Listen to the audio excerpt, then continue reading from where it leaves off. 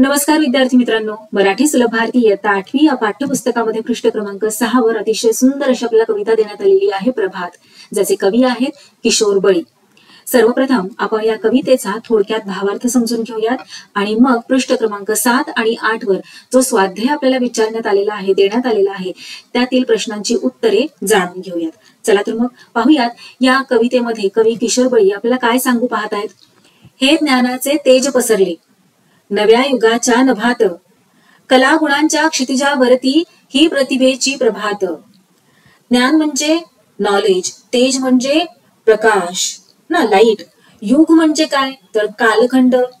फार पूर्वीचा काळ आपण म्हणतो ना, फार पूर्वी शिवाजी महाराज होते, त्यांच्याही आधी वेगळा कालखंड होता, ज्ञानेश्वर महाराज होते, संत तुकाराम महाराज होते, असे वेगवेगळे काळ. मग ज्ञान म्हणजे नॉलेज, तेज म्हणजे प्रकाश, युग युग म्हणजे काळ, कालखंड. कलागुण म्हणजे आपल्यामध्ये कोणकोणत्या क्वालिटीज आहेत, स्किल्स आहेत, त्याला आपण काय म्हणतो, कलागुण म्हणतो. क्षितिज, क्षितिज म्हणजे हॉरायझॉन.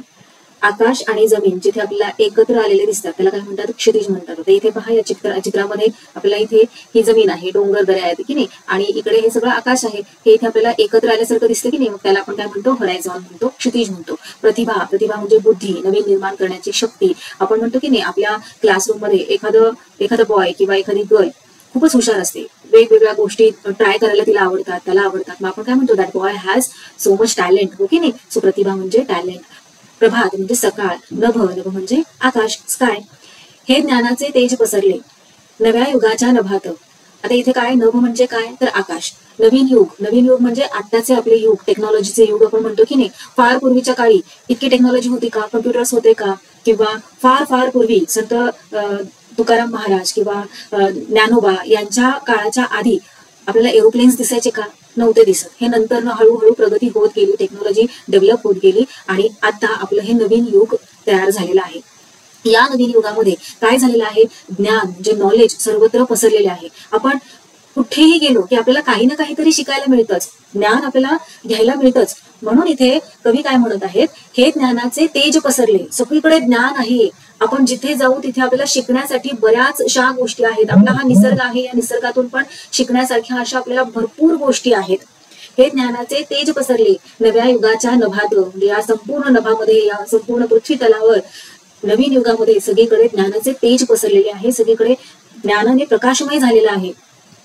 कलागुणांच्या क्षितिजावरती, म्हणजे हे जे कलागुण आहेत, कलागुण म्हणजे काय, स्किल्स, गुण, कौशल्य, यांच्या क्षितिजावरती ही प्रतिभेची पहाट.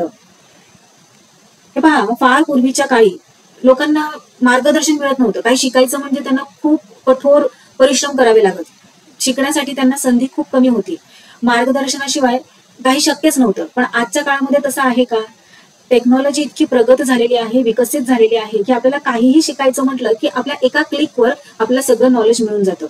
आता तुम्हीच बघा ना, तुम्हाला चांगलं हस्ताक्षर काढायचं असेल, हँडरायटिंग जर चांगलं काढायचं असेल, किंवा सिंगिंग शिकायचं असेल, क्राफ्ट शिकायचं असेल, एखादा पदार्थ कसा बनवायचा कुकिंगमध्ये ते जर शिकायचं असेल, तर तुम्ही लॅपटॉपवर, कम्प्युटरवर ते सर्च केलं तर तुमच्या एका क्लिकवर तुम्हाला सगळं जे काही शिकायचं आहे ते तुम्हाला समोर येतं, हो ना.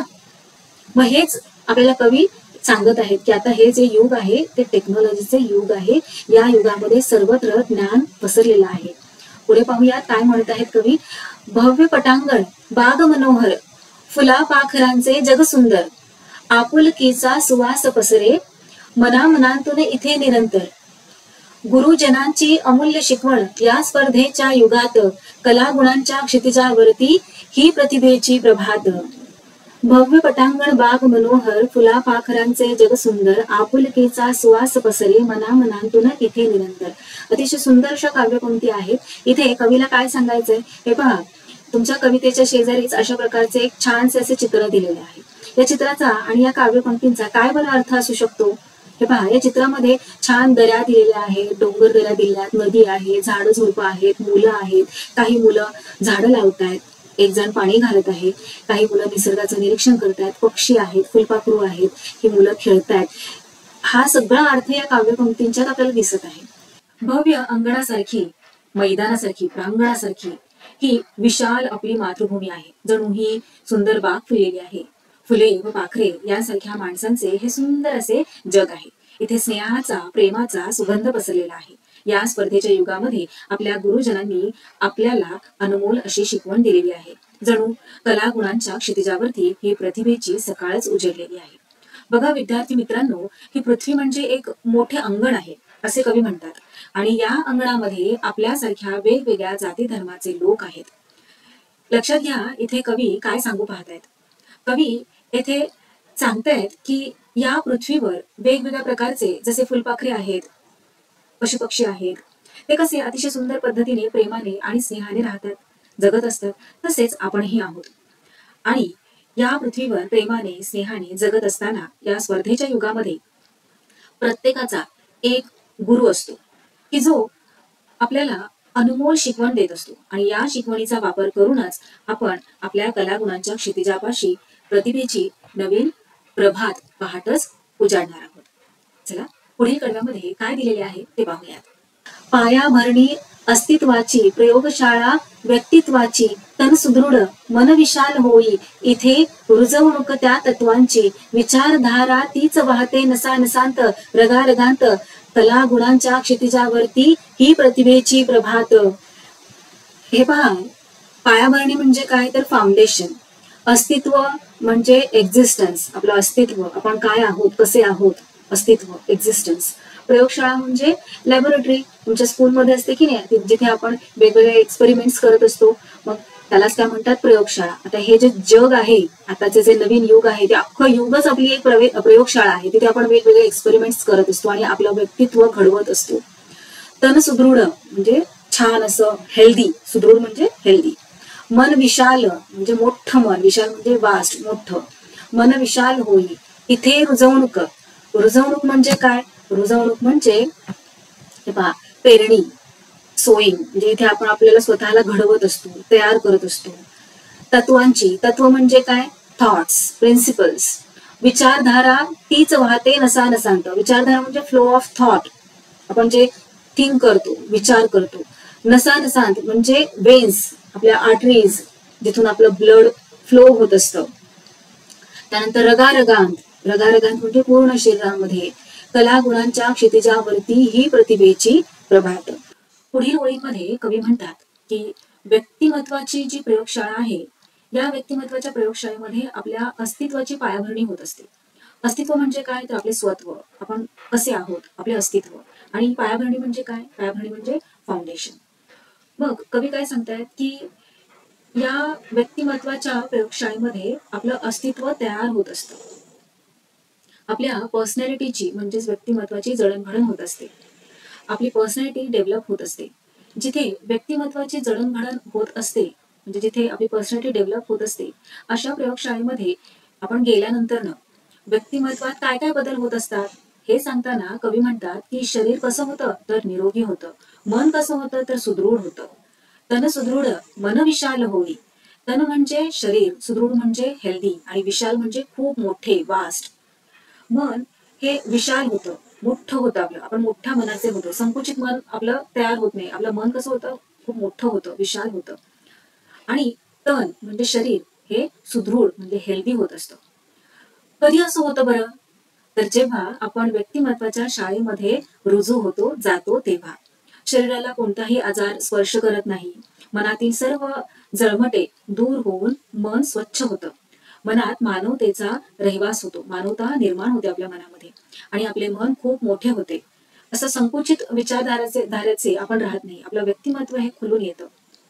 मनामध्ये सात्विक भाव निर्माण होतात. मनामध्ये कोणत्याही प्रकारचे भेदभाव तयार होत नाहीत आणि सर्व दुर्गुणांचा निचरा होतो. आपल्यातील सर्व दुर्गुण हे समाप्त होऊन जातात. थोडक्यात सांगायचं झालं तर कवीला असे म्हणायचे आहे की स्वतःचे अस्तित्व मजबूत करण्यासाठी व्यक्तिमत्वाच्या जडणघडणीची प्रयोगशाळा आहे. इथे शरीर निरोगी आणि मन विशाल होते. चांगले मूल्य आणि तत्व आपण इथेच शिकत असतो. आपल्या नसानसांमध्ये तीच अमूल्य विचारधारा रक्तासारखी वाहत असते. आणि म्हणून कलागुणांच्या क्षितिजावर आता नवनिर्मितीची प्रभात होत आहे, पहाट होत आहे. पुढे कवी म्हणत आहेत की नवीन स्वप्ने, नवीन आशा. खूप सारे स्वप्न पाहता की नाही तुम्ही, ड्रीम्स. आणि नवीन आशा, आशा म्हणजे काय, इच्छा, एम्बिशन्स, विल. ही प्रगतीची नवपरिभाषा. नवपरिभाषा, परिभाषा म्हणजे डेफिनेशन, आणि नव म्हणजे काय, नवीन. नवपरिभाषा, परिश्रमाने म्हणजे एफर्ट्स घेऊन, मेहनत घेऊन, अभ्यासाने उन्नत बनवू आपुल्या देशा. उन्नत म्हणजे प्रगत, विकसित, डेव्हलप्ड बनवायचे आपल्याला आपल्या देशाला. कसं काय आपण डेव्हलप बनणार? आपण जर खूप मोठी मोठी स्वप्ने पाहिली, छान छान स्वप्न पाहिली की आपण मोठं होऊन हे करू, आता आपण अभ्यास करायला हवा, हो की नाही? मोठमोठी एम्बिशन्स आपल्या डोळ्यासमोर ठेवायला हवी आणि ती एम्बिशन्स कम्प्लीट करण्यासाठी काय करावं लागणार आहे? एफर्ट्स घ्यावे लागणार आहेत, हो की नाही? परिश्रम, मेहनत घ्यावी लागणार आहे, खूप सारा अभ्यास करावा लागणार आहे. खूप सारा अभ्यास करूनच आपण आपल्या एम्बिशन्स कम्प्लीट करू शकणार आहोत आणि आपल्या या देशाला आणखीन मजबूत बनवू शकणार आहोत. मिटवून सारे भेद चला रे मानवतेच्या युगात, कला गुणांच्या क्षितिजावरती ही प्रतिभेची प्रभात. कवी आपल्याला सांगत आहे की नव्या विज्ञान तंत्रज्ञानाच्या युगात आपण सर्वत्र उपलब्ध असणाऱ्या ज्ञानाचा सदुपयोग करून आपल्यातील कलागुणांचा विकास करायला हवा आणि भेदाभेद मिटवून देशाला प्रगतीपथावर न्यायला हवे. माहितीचा, ज्ञानाचा वाहता झरा या नव्या विज्ञान तंत्रज्ञानाच्या युगात आपल्याला लाभला आहे. यामुळे आपल्या कलागुणांचा विकास घडवण्याची संधी प्रत्येकाला प्राप्त होत आहे. विश्वाच्या पसाऱ्यातील प्रत्येक व्यक्ती नवी स्वप्ने पाहत आहे. ही स्वप्ने पूर्ण करण्याची, सत्यात उतरवण्याची, साकार करण्याची इच्छा, आशा मनात बाळगत आहे. विज्ञान तंत्रज्ञानाची झालेली प्रगती व सर्वसामान्यांचे बदललेले जीवन पाहता नक्कीच झपाट्याने परिवर्तन घडत आहे असे वाटते. विज्ञान तंत्रज्ञानामुळे या नव्या युगात सर्वच क्षेत्रात झालेला लक्षणीय विकास जणू प्रगतीची नवीन परिभाषा साकार करत आहे. पुढे कवी आपल्याला सांगत आहेत की माणसांतील श्रेष्ठ कनिष्ठ, उच्च नीच असे सर्व प्रकारचे भेद मिटवून आपण सर्व मानवतेचे युग साकार करूयात. मिटवून सारे भेद चला रे मानवतेच्या युगात. या ओळींचा सरळ अर्थ असा आहे की सगळे भेदभाव मिटवून एकत्र येऊया आणि मानवतेच्या युगात आपण सर्व प्रवेश करूया. यात आपले जाती, धर्म, रंग, भाषा, सांस्कृतिक फरक इत्यादी सर्व प्रकारचे भेदभाव बाजूला ठेवून सर्वांनी एकमेकांना समान मानून वागायला हवे. आपण सगळ्यांनी आपल्या या समाजामध्ये समानता, स्नेहभाव आणि सौहार्द निर्माण करायला हवा आणि मानवतेच्या मार्गाने सर्वांनी एकत्र यायला हवे असा हा छानसा संदेश आपल्याला या कवितेमध्ये कवी केशव बळी यांनी दिलेला आहे. चला आता आपण आपला स्वाध्याय पाहूयात. काय विचारलेले आहे पहिल्या प्रश्नामध्ये? खालील प्रश्नांची एका वाक्यात उत्तरे लिहा. त्यातील अ आहे, कवीने वर्णिलेले प्रतिभेची प्रभात कुठे होणार आहे? कुठे होणार आहे बरं प्रतिभेची प्रभात? तर कवीने वर्णिलेली प्रतिभेची प्रभात कला गुणांच्या क्षितिजावर होणार आहे. आहे, कवीच्या मते व्यक्तित्वाच्या प्रयोगशाळेत कोणते गुण रुजतील? सांगा बरं. कवीच्या मते व्यक्तित्वाच्या प्रयोगशाळेमध्ये, व्यक्तित्वाची जी प्रयोगशाळा आहे तिथे कोणते गुण रुजणार आहेत? तर तत्वांचे. तिथे आपली तत्व निश्चित होणार आहेत. चला उत्तर पाहूयात. कवीच्या मते व्यक्तित्वाच्या प्रयोगशाळेत तत्वांचे गुण रुजतील. प्रगतीची नवपरिभाषा कोणती? नवीन स्वप्ने, नवीन आशा ही प्रगतीची नवपरिभाषा आहे. प्रश्न दुसरा, गोलातील शब्दाचा आधार घेऊन चौकटी पूर्ण करा. सुंदर जग कोणाचे? सुंदर जग फुलपाखरांचे. पसरणारा सुवास कशाचा? आपुलकीचा. अमूल्य शिकवण कोणाची? गुरुजनांची. पायाभरणी कशाची? तर अस्तित्वाची. प्रश्न क्रमांक 3, कवितेच्या आधारे योग्य पर्याय निवडा. कलागुणांच्या क्षितिजावर प्रतिभेची पहाट उगवली, कारण सूर्योदय होऊन सकाळ झाली.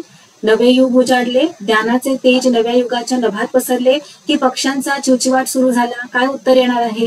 कलागुणांच्या क्षितिजावर प्रतिभेची पहाट उगवली, कारण ज्ञानाचे तेज नव्या युगाच्या नभात पसरले. कवीच्या मते मानवतेचे युग म्हणजे भेदाभेद नसलेले युग. योग्य जोड्या जुळवा. अ गट दिलेला आहे आणि ब गट दिलेला आहे. पाहूयात. नव्या युगाच्या नभात काय असणार आहे? नव्या युगाच्या नभात हे पहा इथे उत्तर दिलेली आहेत.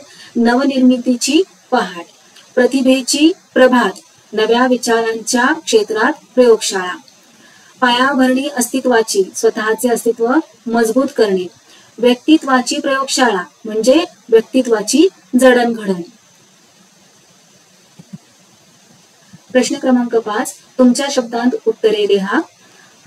त्यातील पहिला आहे, तन सुदृढ आणि मन विशाल या शब्दसमूहांचा तुम्हाला कळलेला अर्थ लिहा. उत्तर, तन म्हणजे शरीर आणि सुदृढ म्हणजे सशक्त, तंदुरुस्त. चांगली शरीर संपदा हे उत्तम आरोग्याचे लक्षण आहे. आपले शरीर सशक्त होण्यासाठी दररोज नियमित व्यायाम, योगासने करणे गरजेचे आहे. तुमचे शरीर निरोगी असेल तरच तुम्ही चांगले जीवन जगू शकता. मन विशाल करणे म्हणजे मन मोठे करणे. दिलदार मनाची माणसे सर्वांना आवडतात. संकुचित विचारसरणीचा त्याग करून मन मोठे करावे. दुसऱ्यांच्या लहान लहान चुकांकडे दुर्लक्ष करावे. क्षमाशील व्हावे. लोकांचे अपराध पोटात घालावे. दुसरा आहे आ. तुम्हाला कळलेली कवीची प्रगतीची नवपरिभाषा स्पष्ट करा. प्रभात या कवितेत कवी किशोर बळी यांनी नव्या विज्ञान तंत्रज्ञानाच्या युगात आपण सर्वत्र उपलब्ध असणाऱ्या ज्ञानाचा सदुपयोग करून आपल्यातील कलागुणांचा विकास घडवावा व भेदाभेद मिटवून देशाला प्रगतीपथावर न्यावे असा संदेश दिला आहे. माहितीचा, ज्ञानाचा वाहता झरा या नव्या विज्ञान तंत्रज्ञानाच्या युगात आपल्याला लाभला आहे. यामुळे आपल्या कलागुणांचा विकास घडवण्याची संधी प्रत्येकाला प्राप्त होत आहे. विश्वाच्या पसाऱ्यातील प्रत्येक व्यक्ती नवी स्वप्ने पाहत आहे. ही स्वप्ने पूर्ण करण्याची, सत्यात उतरवण्याची, साकार करण्याची इच्छा, आशा मनात बाळगत आहे. विज्ञान तंत्रज्ञानाची झालेली प्रगती व सर्वसामान्यांचे बदललेले जीवन पाहता नक्कीच झपाट्याने परिवर्तन घडत आहे असे वाटते. विज्ञान तंत्रज्ञानामुळे या नव्या युगात सर्वच क्षेत्रात झालेला लक्षणीय विकास जणू प्रगतीची नवीन परिभाषा साकार करत आहे असा अर्थ कवी व्यक्त करतो. पुढील प्रश्न पाहूयात. मिटवून सारे भेद चला रे मानवतेच्या युगात या ओळीचा तुम्हाला कळालेला सरळ अर्थ लिहा. उत्तर. माणसांतील श्रेष्ठ कनिष्ठ, उच्च नीच असे सर्व प्रकारचे भेद मिटवून आपण सर्व मानवतेचे युग साकार करूया असे आवाहन कवी प्रस्तुत ओळीतून करत आहे.